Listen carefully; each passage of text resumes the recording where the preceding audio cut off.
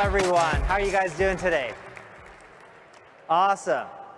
So today I'm going to be giving a presentation on how content is not king.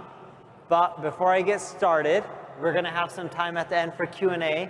You can scan the QR code now, and you can submit your questions related to anything marketing, really, or your business. And if you're listening live, because I know there's a lot of live streamers, you can submit your questions as well, and the team backstage will be pulling from it. So feel free and submit. So today I want to talk about an interesting topic, and it's how content is not king. And I want to break down the new approach to content marketing, because a lot of things have changed. But first off, my name is Neil Patel. I'm the co-founder of an ad agency called NP Digital. We have a lot of software solutions like Ubersuggest, Answer the Public, work with a lot of big brands over the years, have 1,000+ people, we're in 20+ countries, have a lot of awards. The reason I say this is we really see tons and tons of data. And I know if you guys have heard me speak before, I've said that, but you'll see in the slides today, I'm going to share with you a lot of graphs from the data that we're seeing. And it'll not only reinforce the point that content is not king, but the data points will help you understand how you need to adapt to maximize your revenue and traffic going forward. So how do we come up with this saying that content is king? Because it's been around for a while in marketing. It was actually in 1996, Bill Gates said content is king. Years after, HubSpot was created. Years after, I started doing my marketing. And for us, no offense, content was king. Look how big HubSpot has become company-wise due to inbound marketing, and a lot of it is because of content production. From text-based content to social media to the guides to even doing events like this and live streaming the content. These are all examples of content. Even with me, my personal brand, Neil Patel, I have tons of followers on the social web, 1 million+ on YouTube, 1 million+ on Facebook, 400,000 or 500,000 on Instagram, 400,000 or 500,000 on X, 600+ on Twitter, 1 million+ podcast listeners, millions of readers to my blog each month. But here's the problem. We had an advantage. People like HubSpot and us started early. What worked for us won't work for you. I know that sucks to hear, but it's reality. In other words, content is not king anymore. So why is this? Well, there's one number that's really changed the content game. Anyone want to guess how many pieces of content are published each and every single day on the internet?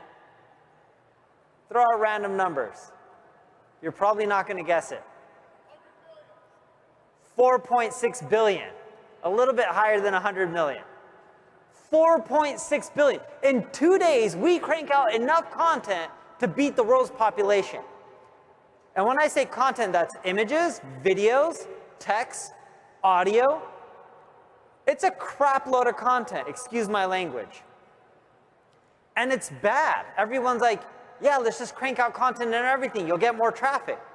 That's not the case. In our software solution, Ubersuggest and Answer the Public, we track 7+ billion keywords on Google each and every single month. And then we track all the web pages in the top 100. No joke, 94.29% of them in the last 30 days of the web pages that rank on Google got 0 traffic from any keyword, like no traffic. 0. Do you know how much wastage that is? That means the majority of content that people are creating is not getting any traction. And it's not just with Google. We also analyzed 5,204,391 social media posts. And 59.4% of them in the last 30 days got no engagement. No likes, no shares, no comments. You're probably saying, Neil, that can't exist. When I'm on the social web, I see content with tons of engagement. Yes, you do, because what their algorithms do is show you the stuff that gets engagement, and they just don't show you any of the stuff that gets no engagement. That's really how the social algorithms work. You could follow your friends, doesn't mean you see all their content. Why? because if some of their content gets very little engagement, they just stop showing it to people, even to their followers. Here's the kicker, though. I'm telling you these stats and data, and you would think that companies are going to produce less content, but it's actually getting worse with AI. People are just cranking out content. We surveyed a bit more than 1,050 marketers. I think it was 1,051. I'm getting old. My eyes can't read as well. And with 1,051 marketers, 640 are purely creating content with AI. They're not using humans, just pure AI. And 282 are using AI combined with humans. 129, which is roughly 12%, are using humans to create content. And then when you ask people, can you tell the difference between human written content and AI written content? They can somewhat tell, kind of tell, right? We're in a world where content marketing is change in which more is not really more. More content doesn't mean more results. More content that gets very little engagement means people and algorithms, and these platforms will be like, oh, Google's like, majority of their content gets very little backlinks and engagement. Let's just not rank the site well. Social media, you crank out tons of content on Facebook. If you get very little engagement, you'll be lucky if newer people see your post. That's how these algorithms are trained. So the real question is it even worth creating content anymore? Because you got to market. We're all here because we know we need to do marketing. But if all the stats and the data are showing that people aren't really engaging and most content doesn't get read, is it really worth it? Well, first off, you can't ignore social media. If you look at the stats and data here, people are still spending, no matter what age group you look at, an hour, 2 hours plus a day on the social web. And look around this room, all right? Here's a funny thing I'm going to actually do right now. No one has to say anything, just raise your hand. How many of you guys use Facebook on a daily basis? All right, maybe 5–10%. How many of you use Instagram? Raise your hand. Majority of the room. Now, just because you use Instagram doesn't mean it's the most popular platform to market on. Did you know Meta still makes roughly more money on Facebook from ads than they do on Instagram? Just keep that in mind. Just because you think certain platforms aren't as popular or aren't as cool or sexy, it doesn't mean that they're dead. That's really important for you guys to understand as marketers. These platforms, whether they're perceived as great or ugly, a lot of them are still extremely popular. And it's not just social. The search universe is expanding. Roughly each day, there's 8.5 billion searches a day on Google. 8.5 billion. There's more searches on Google each day than the population in the world. And here's what's crazy. 680 of them are questions, where people are asking questions on Google, like, what is SEO? How do I rank higher on Google? How do I use ChatGPT to create text? These are all question-based searches. 1.27 billion of them are new searches. This is roughly 15%. When I say new searches, Google's been around for more than 20 years. Since its existence, every day, around 1.27 billion of the searches are brand new queries that have never been asked or typed into Google before in all the 20 plus years they've been around. It's kind of crazy to think. But how many marketers are targeting these 1.27 billion keywords? Very few. We're all targeting the popular keywords. And people are like, is SEO dead? Well, we looked at quite a few websites. We looked at 35,599 websites.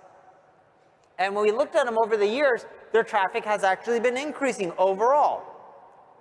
And then you may be thinking, well, with the AI overviews and all this AI changes, SEO's dying. So then the graph on the right side shows the traffic difference a week prior to Google rolling out the AI overviews and a week after.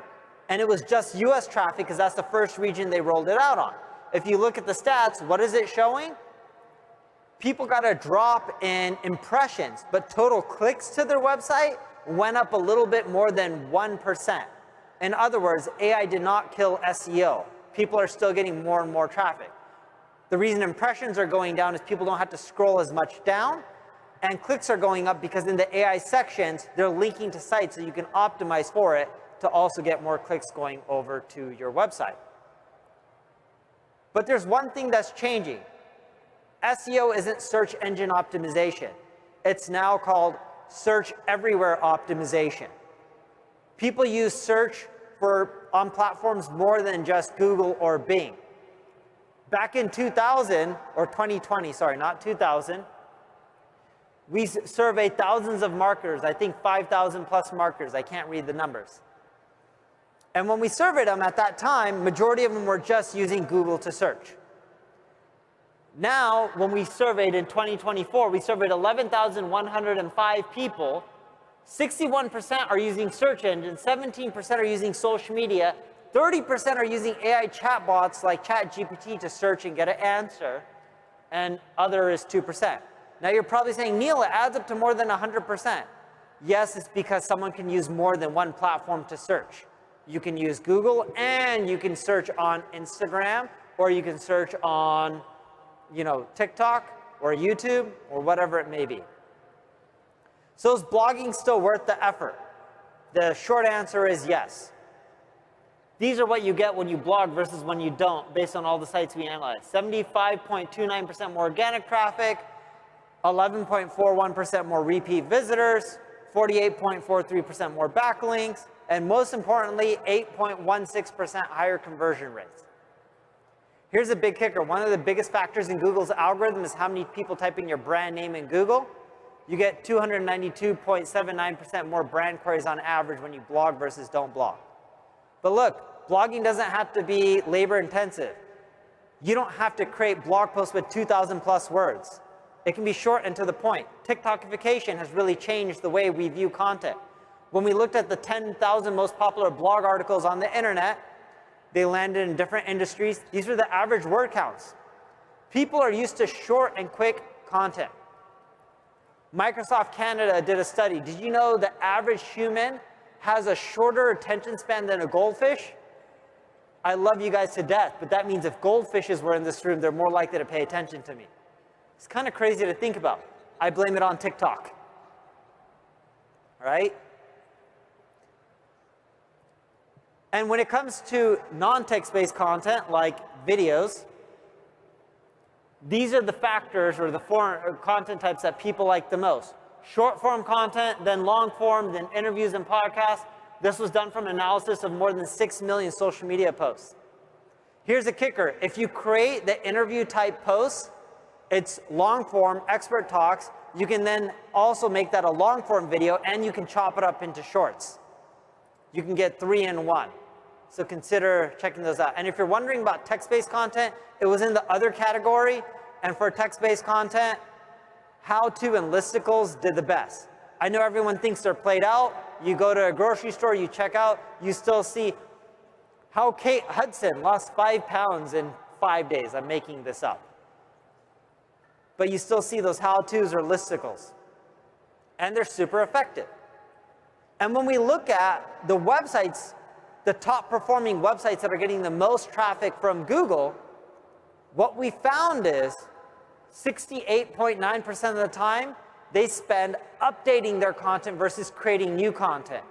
This is the #1 reason Wikipedia ranks for everything. Their content is fresh. It's constantly updated. Would you rather search and see something that's 3 years old or 3 weeks old? You'd rather see something that's 3 weeks old.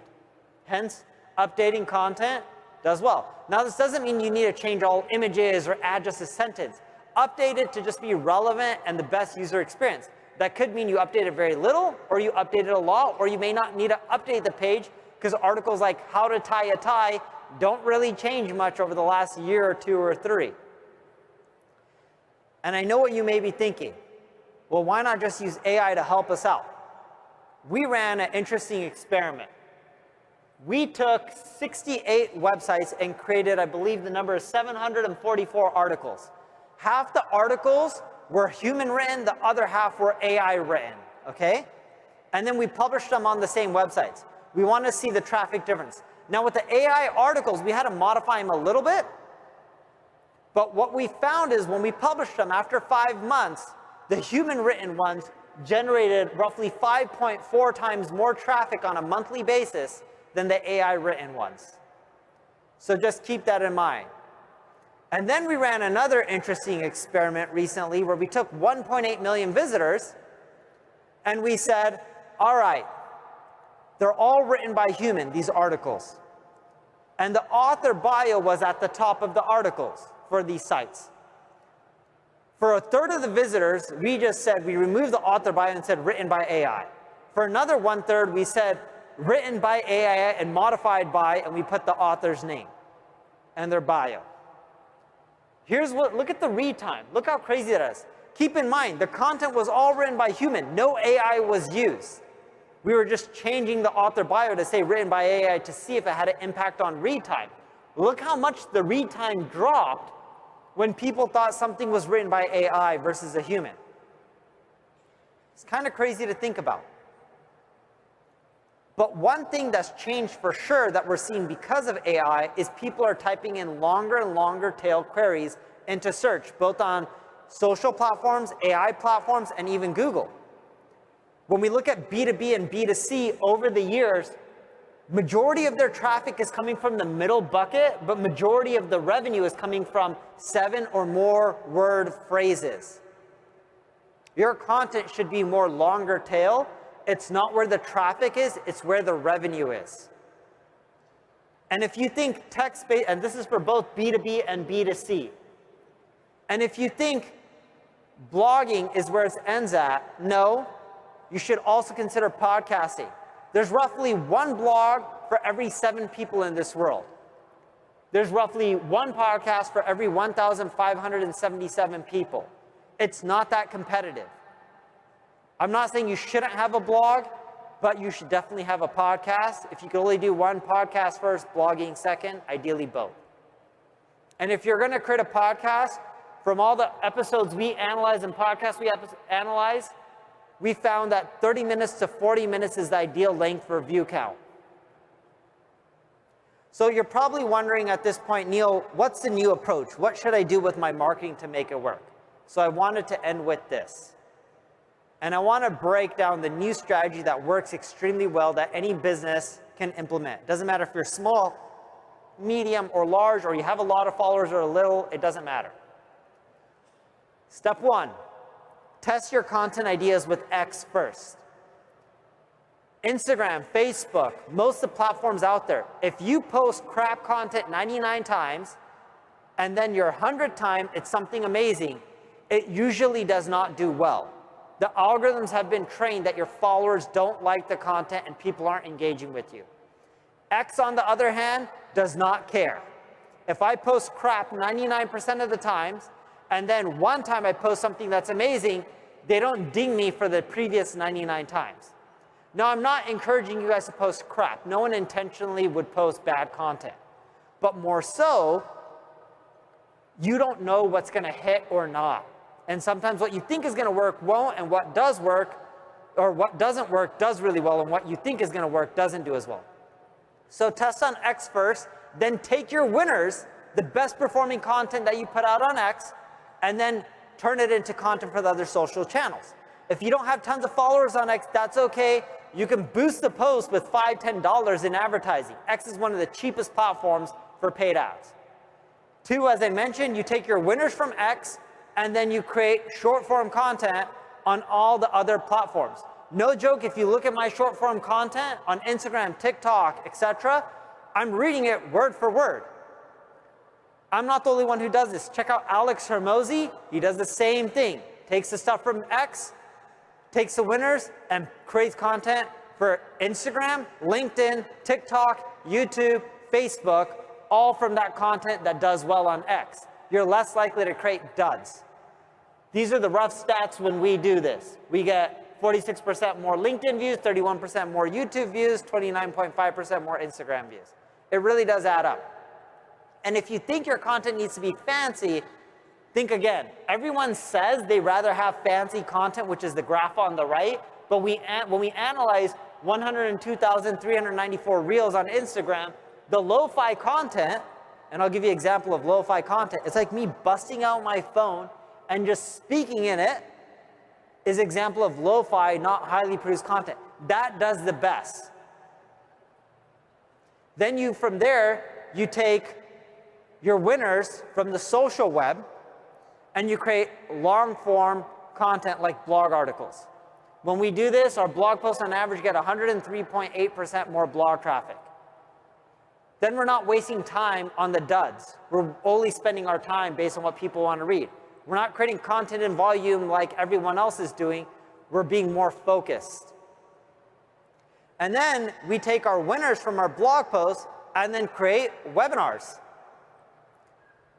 And the stats have been in 2023, we did not do this, but our webinar signups went up from 4,000 and change to a little bit more than 12,000 and change on average for our webinars. We do 2 a month.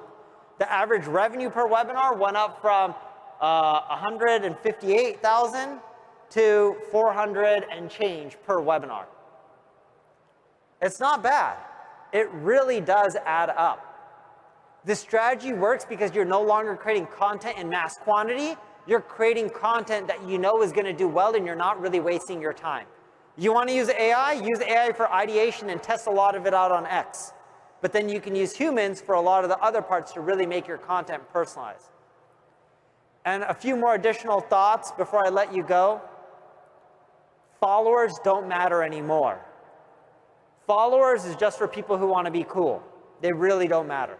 If you follow me, I love you, I'm not trying to talk trash, but just because you have followers doesn't mean you're going to get views. Here's someone who had 4 million followers, the video gets 7,000 views. They've democratized social media. It's now about how engages your video. You can have 100 followers. If all 100 engage with your content, they'll show it to 1,000. If all 1,000 engage, they'll show it to 10,000. If they all engage as well, like, share, and comment, they'll literally show it to millions of people and you'll go viral. That's how their algorithms work. They do not care how many followers you have. And when you think about posting content on the social web, here are the networks that get the most engagement. It's usually not what most people think. It's LinkedIn, Instagram, then X, then YouTube, Pinterest, etc. It's not necessarily the sexiest ones. Why? LinkedIn doesn't get that much content uploaded. They're craving it.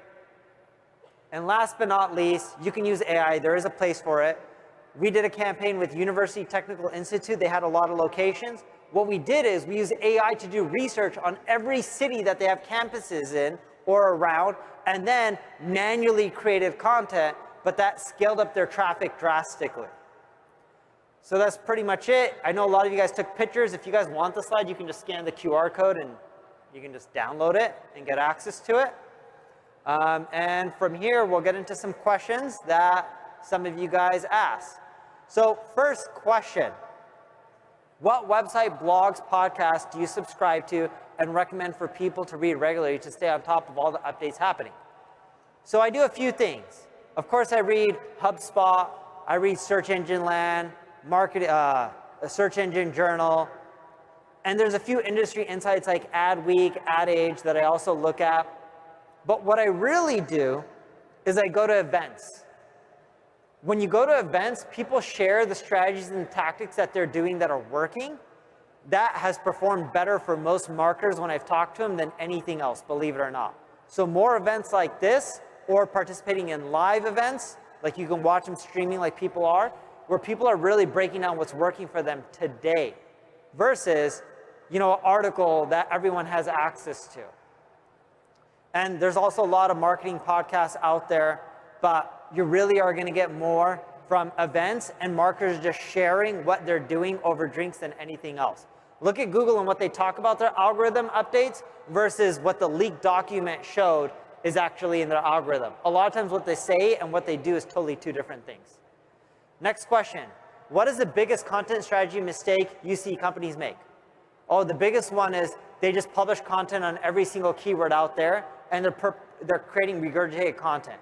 If you can't create content that talks about something new, it usually does not do well. We're in a place on the internet where it's really saturated. People want to hear new stuff. If someone else created a social piece of content that did really well and you want to replicate it, it won't do as well as theirs because a lot of people already saw it. You need to talk about new stuff, share your experiences, your knowledge, things that other people haven't seen. That's what does well in today's world. That takes a little bit more work, and this is why I don't recommend creating content in quantity. And this is why I recommend using humans, because that's what we're seeing that performs extremely well. Next question is, if you have a limited marketing department with a very few resources, what channels would you prioritize for a B2B company? This one's really cool, because I just did a study on this. I could have published it in the presentation.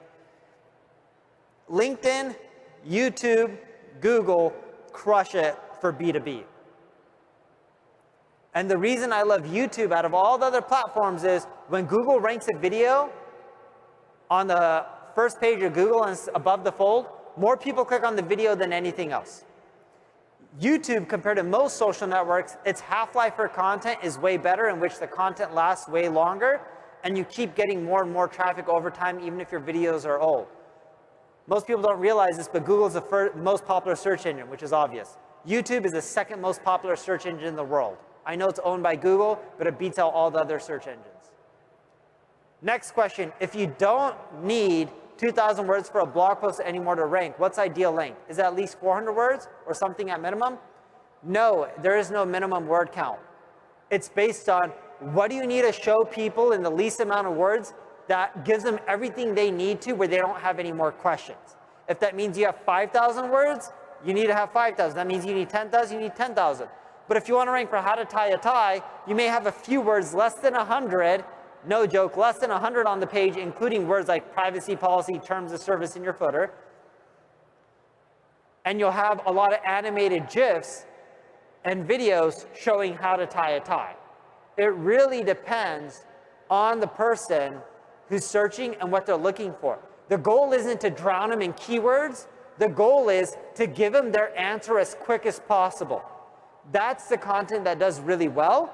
And if you're in B2B or B2C, think longer tail. The big trend we're seeing over the past 2 years is AI has trained people to type in not words that are 1 or 2 words or 3 or 4 or 5 words on search or even social. They're now searching with keywords that are sentences long, no joke, and they're expecting a response. So if you create content that is more detailed, a lot of times it'll be shorter, you'll do much better. Thank you guys very much for having me. I hope you guys have a lovely day.